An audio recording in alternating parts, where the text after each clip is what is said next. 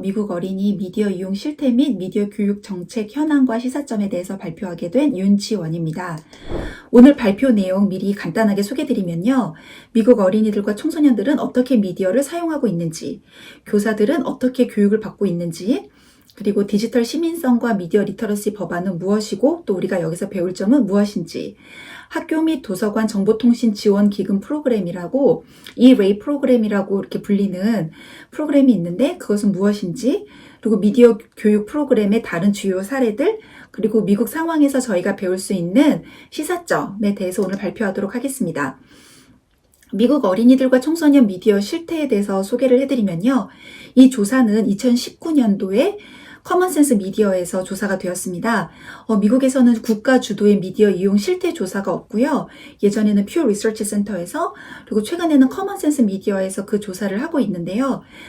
이 조사는 2019년도에 이루어졌고 2020년도에는 커먼센스 미디어에서 0세에서 8세까지의 미디어 이용 현황에 대해서 조사를 했습니다. 그래서 어린이들과 청소년들만 보면 이게 가장 최근 자료고요.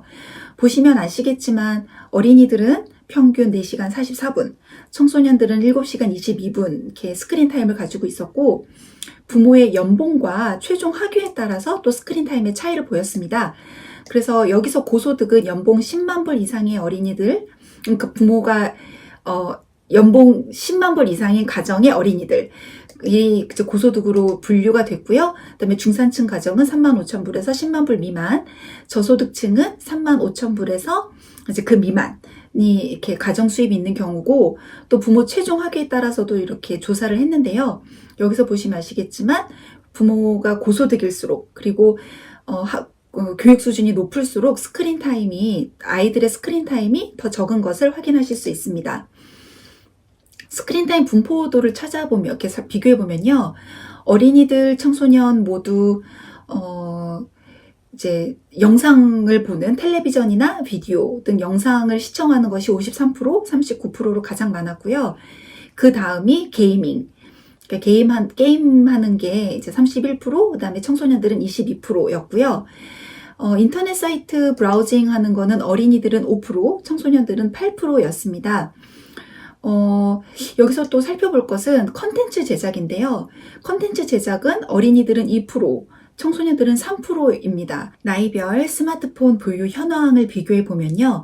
2015년도와 2019년도에 차이가 있는 것을 볼 수 있습니다. 확실히 최근에 더 많은 어린이들과 청소년들이 스마트폰을 보유하고 있고요. 그 다음에 스마트폰을 사용하고 있는 아이들에 한해서 어떻게 스마트폰 사용을 스스로 모니터링 하는지 질문했을 때 15%의 어린이들과 12%의 청소년들이 사용 시간을 직접 모니터링하고 있다고 대답을 했고요. 28%의 어린이들과 14%의 청소년들이 부모님께서 사용 시간을 모니터링 해주신다라고 대답을 했습니다. 50%의 어린이들과 26%의 청소년들이 부모님께서 스마트폰 활동, 아이들이 어떻게 스마트폰을 쓰고 있는지 활동을 모니터링하고 있다고 답을 했습니다. 가장 선호하는 미디어에 대한 질문에도 남녀 차이가 있었는데요. 여학생들은 음악을 듣는 것을 가장 선호하는 활동이라고 답을 했고, 남학생들은 비디오 게임이라고 답을 했습니다. 대부분의 매체와 관련해서 남학생과 여학생들의 차이는 이렇게 확인하실 수 있고요. 이건 교사들을 대상으로 2018년도에 설문조사를 한 내용입니다. 학생들 중에 가정에서 컴퓨터와 인터넷을 이용한 과제 및 학업에 어려움을 겪고 있는 비율이 얼마나 되냐라는 질문에 이제 유치원부터, K는 킨더가든 유치원이거든요. 유치원부터 고등학교까지 조사를 했는데요. 0%에서 20%의 내 학생들 중에 0%에서 이제 20% 정도의 비율로 이런 어려움이 있다 라고 대답한 비율이 39%. 내 학생들 중에 21%에서 40%의 학생들이 이런 집에서 인터넷 접속을 한다거나 컴퓨터 사용에 어려움이 있다라고 답을 한 비율이 21.8%. 이렇게 되고, 대부분, 즉 81%에서 100%, 즉 대부분의 학생들이 이런 어려움이 있다라고 한 교사도 거의 4% 가까이 됩니다. 그래서 이것을 보면 이제 수업이 원격 수업으로 바뀐 코로나 팬데믹 이후로 어려움을 겪었겠다라고 추측할 수 있는데요. 실제로 그거에 대한 조사가 있습니다. 200만 명이 넘는 학생들이 사용하고 있는 교육 플랫폼인 아이레디를 개발한 커리큘럼 학회에서 2020년 5월에 발표한 리포트에 따르면 팬데믹 이전과 이후 부모의 소득에 따른 학생의 소프트웨어 이용에 큰 차이를 나타냈습니다. 가정의 연소득이 평균 5만 불 미만인 지역에서 원격 수업 이후에는 31%만이 학생들만이 소프트웨어를 사용을 했는데요. 2주 차이는 51%, 3주 차이는 57% 이렇게 천천히 사용률이 늘어난 반면 가정 소득 평균이 10만 불 이상인 그 동네에서는 첫 주에는 66%의 아이들이 접속을 했다면 바로 그 다음 주에는 93%의 학생들이 소프트웨어 사용을 할 수 있었습니다. 그래서 팬데믹 이후로 이런 어떤 정보 격차, 디지털 격차 이런 것들이 정말 교육에 큰 영향을 미치고 있는 것을 확인할 수 있고요. 미국은 국가 수준에 지정된 교과 과정이 없습니다. 그래서 교사들이 미디어 교육을 시행하도록 강제성을 띈다거나 교사들의 수업 내용의 수준을 통제하기가 사실 어려운데요. 그렇기 때문에 대안으로 개발된 것이 교사 인증제와 교사 연수 프로그램입니다. 교사 인증제의 가장 대표적인 예는 PBS 미디어 리터러시 교사 인증제도인데요. 캘리포니아 북부의 지역 공영 방송국인 KQED가 PB에서 연계해서 운영 중입니다. 그래서 이 프로그램은 미디어 리터러시 수업을 하고 있는 교사가 본인의 수업에 관련된 내용을 이렇게 제출을 하고 또 성찰을 담은 에세이를 내서 심사를 받고 인증을 해주는 방식입니다.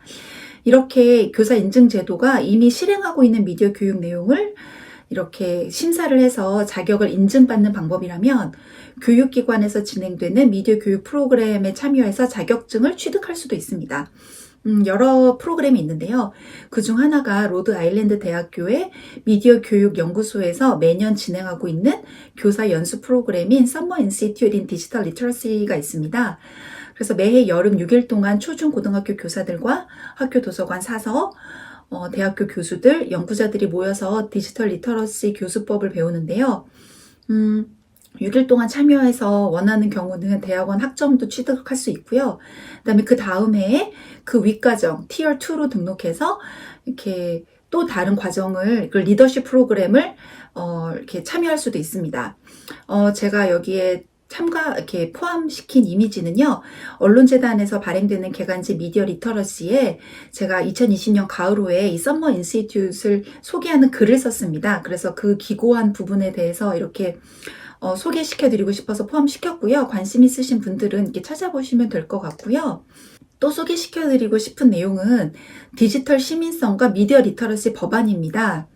에이미 클로부처 민주당 상원의원이 2019년에 디지털 시민성과 미디어 리터러시 법안을 발의했습니다. 아직 통과되지는 않았는데요. 이 법이 통과되면 2천만 달러의 예산이 디지털 시민성 교육과 미디어 리터러시 교육에 할당되게 됩니다. 이 예산은 각 지역의 교육기관에서 새로운 과목으로 미디어 리터러시 수업을 개발하거나 기존 과목에 포함시키는 데 필요한 예산으로 쓰일 수 있는데요. 미디어 리터러시 프로그램을 운영하는 다른 교육기관에도 할당될 수 있습니다. 예산을 받기 위해서는 교육 내용과 그다음에 어떻게 그 예산을 쓸지를 이렇게 기술해서 신청을 해야 하고요. 심사를 통해 예산 배정이 결정되는데요. 예산 일부는 주 교육의회로 전달되고 각 주에서는 미디어 리터러시 자문위원회를 구성하여야 합니다. 제가 이 미디어 리터러시 자문위원회에 대해서 좀 이렇게 소개를 해주고 싶은데요. 여기서 주목할 부분이 있습니다. 바로 자문위원회 구성원인데요. 미디어 리터러시 학자, 미디어 리터러시 관련 비영리 교육기관뿐 아니라 장애학생 교육 전문가, 특수교육 교사, 학교 교사, 도서관 사서, 학부모 단체, 교육 행정가, 그리고 학생 등이 모두 포함되어야 합니다. 그리고 또 이렇게 교사나 학생들도 비도시 지역, 시골 같은 그런 곳과 도시 지역에서 이렇게 다 다양하게 이렇게 참여를 해야 되고요. 또 학생 수가 많은 학교, 적은 학교, 예산이 넉넉한 학교, 그렇지 못한 학교, 그다음에 다양한 인종의 학교, 아니면은 학교가 이렇게 단일 민족으로 이루어진 학교, 그런 다양한 곳에서 교사와 학생들이 모두 포함되어야 합니다. 자문위원회의 업무로는요, 디지털 시민성 및 미디어 리터러시 교육 가이드라인을 제작하고요. 유치원에서 고등학교까지 미디어 리터러시 교육 실행의 걸림돌과 어려운 점, 모범 사례를 파악합니다. 또 다른 주의 프로그램과 현존하는 커리큘럼을 분석해서 해당 주에서 어떻게 적용할 수 있을지 살펴보고요.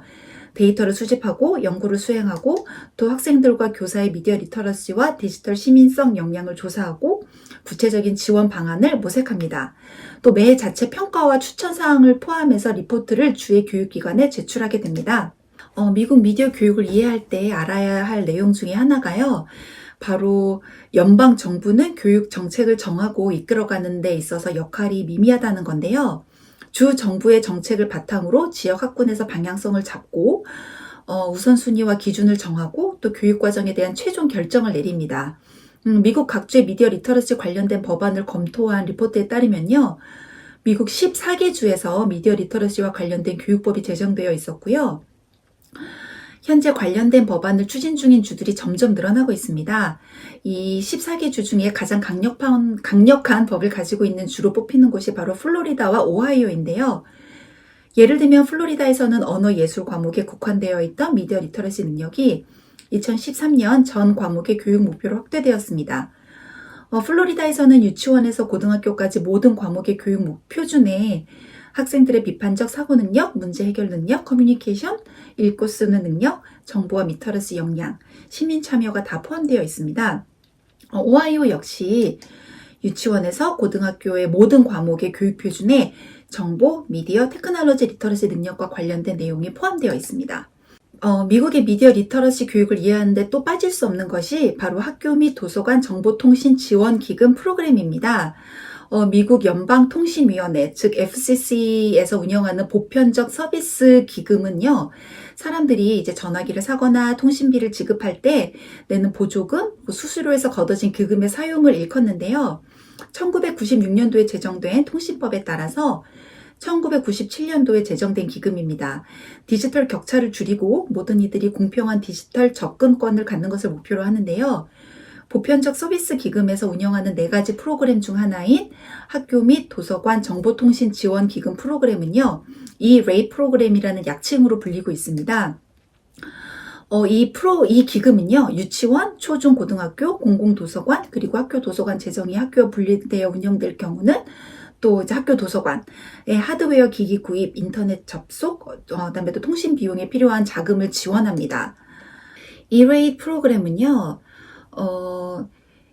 연간 예산 2019년 기준으로 41억 5천만 달러, 한화로 약 4조 1,500억 정도의 예산이 투입이 됐고요. 2005년 이후 10만 곳이 넘는 학교들이 이 기금의 혜택을 받았습니다.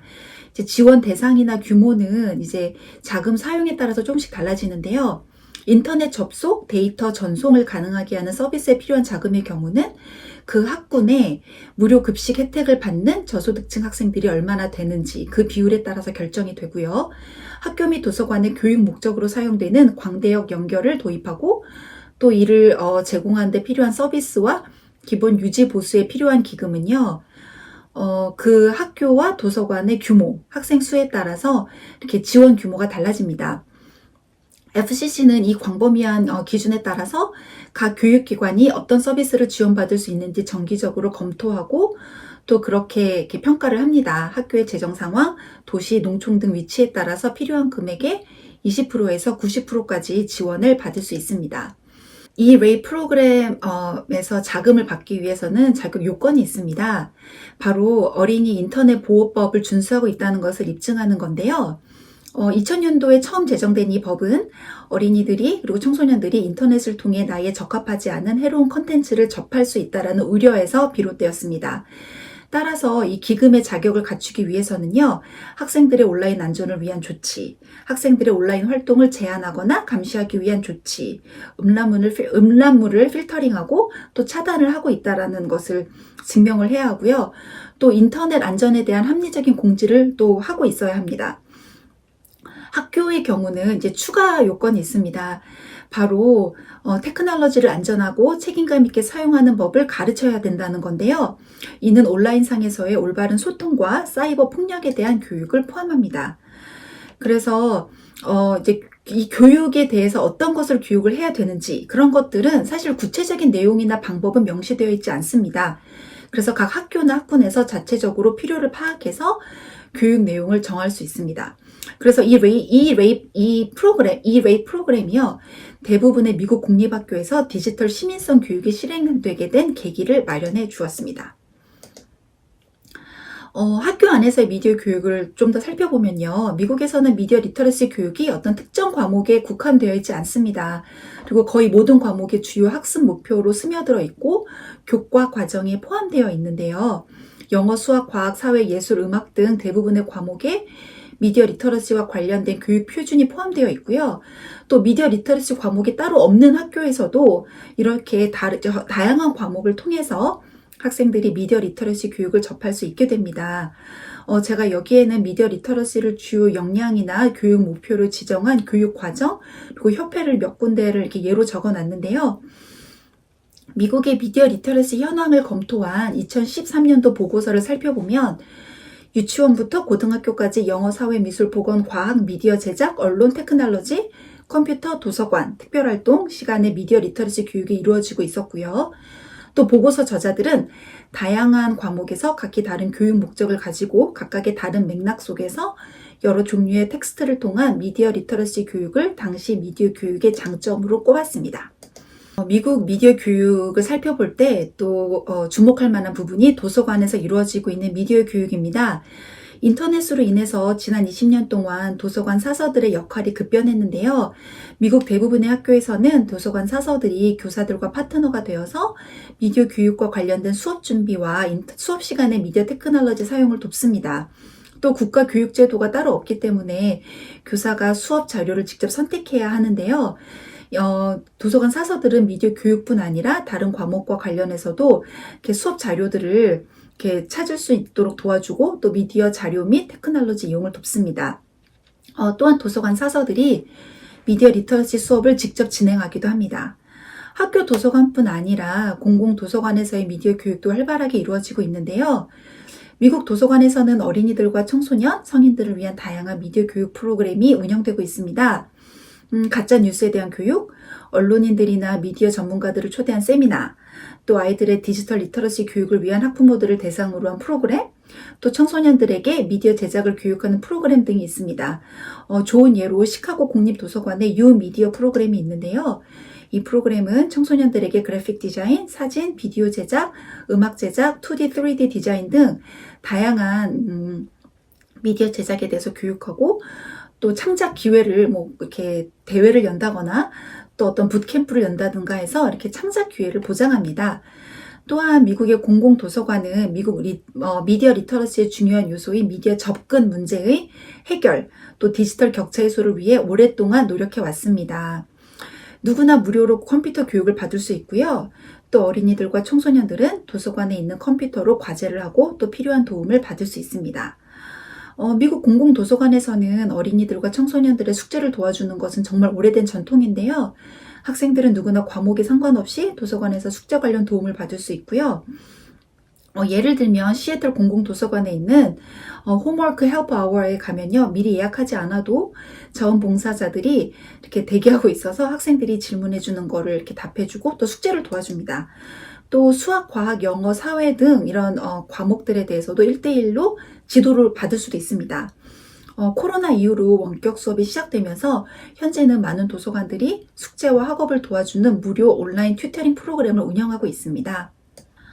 또 다른 미국에서의 미디어 리터러시에 대해서 또 강조할 만한, 눈여겨볼 만한 부분은 바로 보건교육과 미디어 리터러시입니다.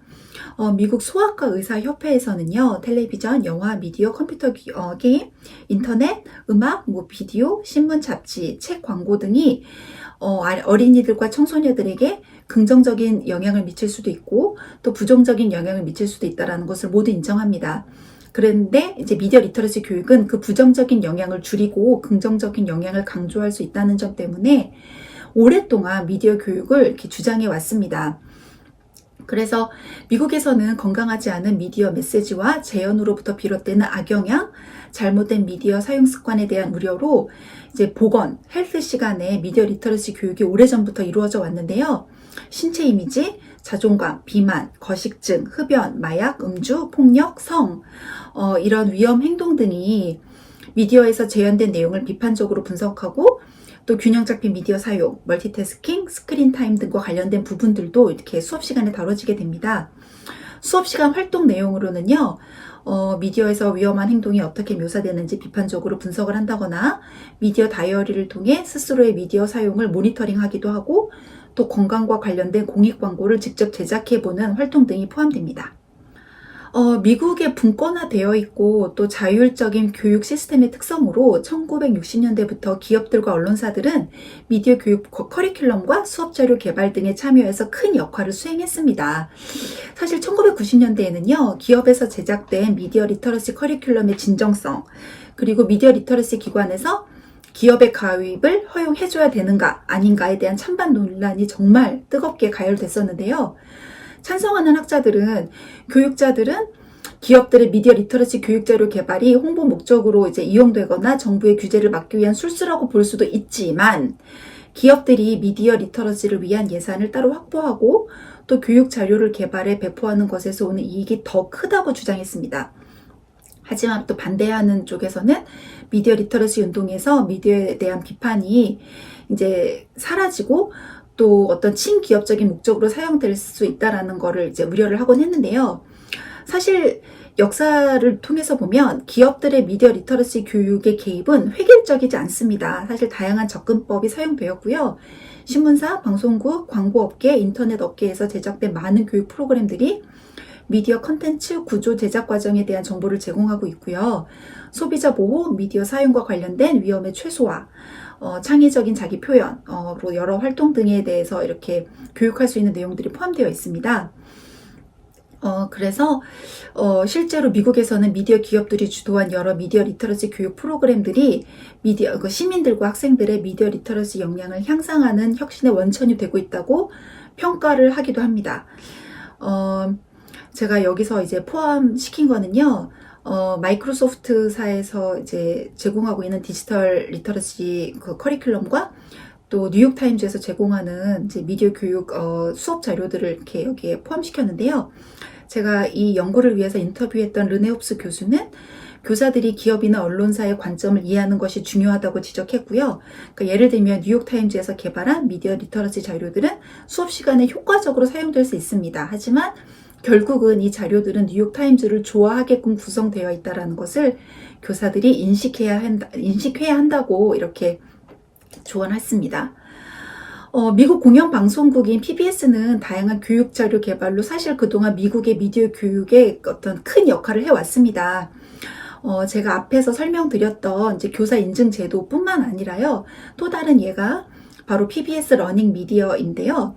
이 PBS 러닝 미디어는 누구나 이제 무료로 사용할 수 있는 사이트고요. 미디어 리터러시뿐만 아니라 유치원부터 대학교까지 거의 모든 과목에 관한 수업 자료가 포함되어 있습니다.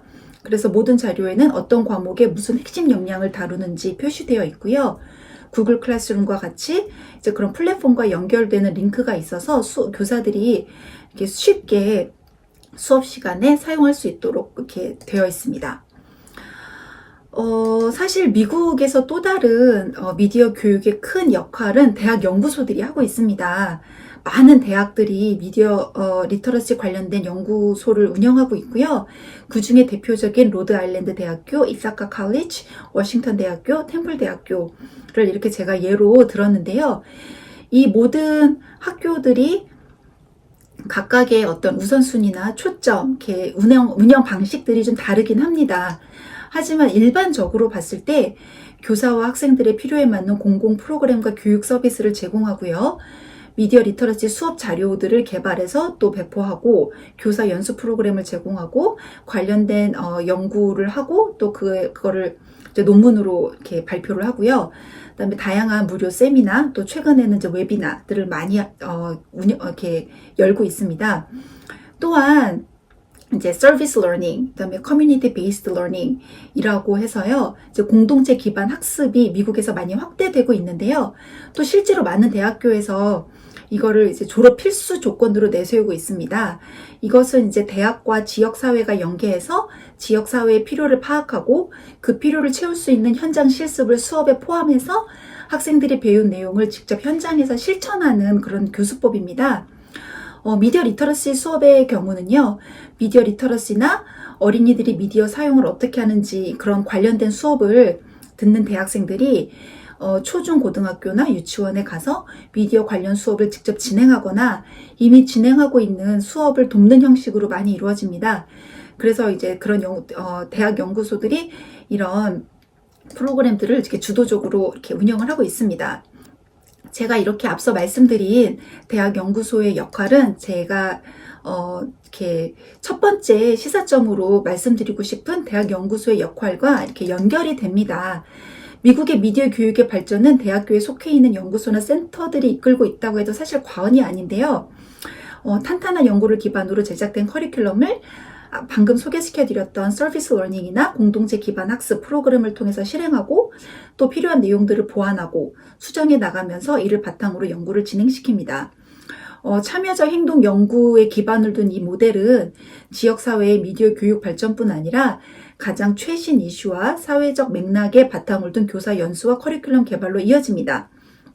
또 대학 연구소에서 수시로 주최하는 무료 웨비나들은 멀리 있는 교사들과 학자들에게도 좋은 배움의 기회를 제공합니다. 제가 두 번째로 말씀드리고 싶은 내용들은 바로 학부모들의 역할입니다. 미국에서는 아이들을 위한 건강한 미디어 환경이 학교에서의 교육만으로 이루어질 수 없다는 공감대가 형성되어 있어서요.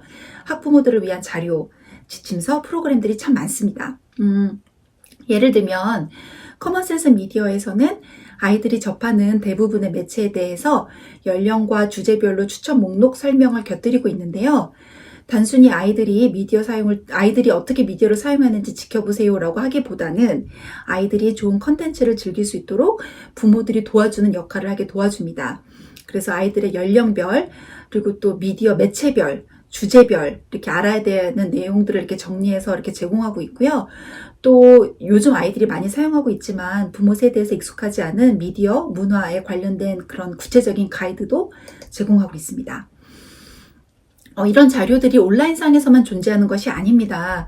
예를 들면 소아과에 연령별 정기 검진을 받으러 가면요. 부모들이 알아야 하는 내용을 이렇게 정리해서 나누어 줍니다.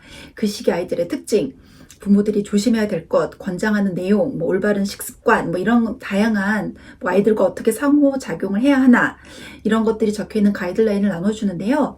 그 중에 한 부분이 미디어 사용에 대한 부분입니다.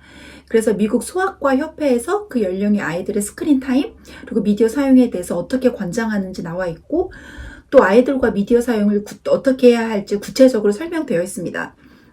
그리고 또 수학과를 가면 이렇게 문진하는 내용 중에도요. 이렇게 스크린 타임, 미디어 사용에 대한 부분들이 있어서 그에 대한 이야기를 수학과 의사가 이렇게 해주고요. 또 주 정부 보건 당국에서는 아이의 나이에 맞춰서 가정 안에서 지켜야 하는 다른 건강 수칙에 대한 정보와 함께 미디어 사용에 대한 정보도 우편물을 통해 집으로 정기적으로 보내줍니다. 이렇게 미디어 교육이 학교와 기관에서만 이루어지는 것이 아니라 학부모들도 미디어 교육의 중요한 주체라는 인식이 필요합니다. 또한 양육자가 단순히 컴퓨터나 전화기 사용 시간을 확인하는 것에 그치는 역할을 넘어서요. 가정 안에서 건강한 미디어 사용을 통해서 아이들이 좋은 컨텐츠를 접할 수 있도록 돕기 위해서 다양한 매체와 컨텐츠에 대한 가이드라인이 필요한데요. 미국 소아과에서 모든 부모들이 연령에 맞는 적절한 미디어 사용에 대한 안내를 받는 것처럼 또 한국에서도 부모님들이 필요한 내용을 받을 수 있는 소통 방법 역시 고민해 보면 좋을 것 같습니다.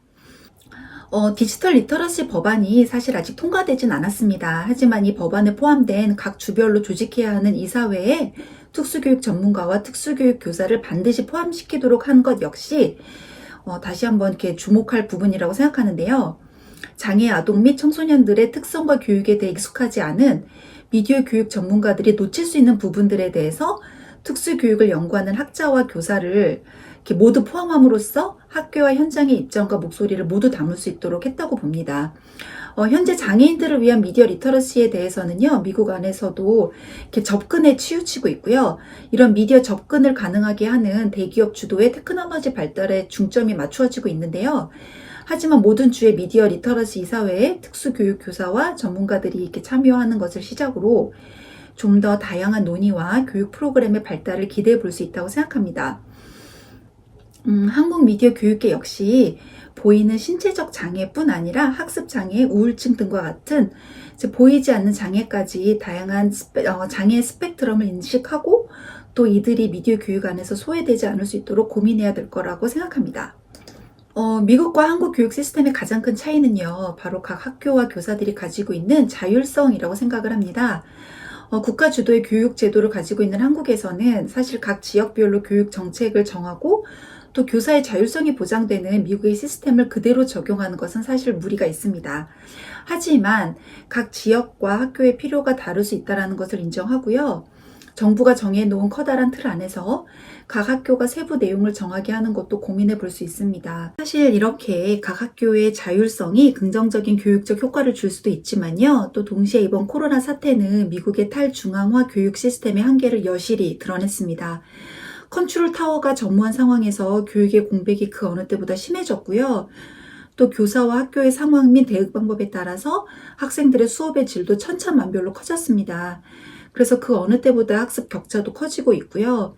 구글, 마이크로소프트, 커먼센스 미디어 등이 원격 수업에 도움이 되는 많은 수업 자료와 또 지원을 제공하고 있지만 교사들에 따라 이런 자원들의 활용도가 다르고 또 가정 안에서의 미디어 환경에 따라 학습 환경에 큰 차이를 보이고 있습니다. 요즘은 많은 학교들이 이제 면대면 수업을 개시했는데요. 하지만 학교 안에서 감염이 점점 늘고 있고 또 이에 대한 대응을 전혀 못하고 있어서 사실 미국은 지금 현재 코로나 확진자와 사망자가 가장 많이 발생한 나라가 되었습니다. 그래서 한국의 정부 주도 교육제도가 주는 이점이 분명히 있고요. 이 이점을 최대한 살리면서 각 학교와 교사의 자율성을 보장해 줄 수 있는 방안을 함께 고민해 보면 좋지 않을까 싶습니다. 발표를 마치겠습니다. 경청해 주셔서 감사합니다.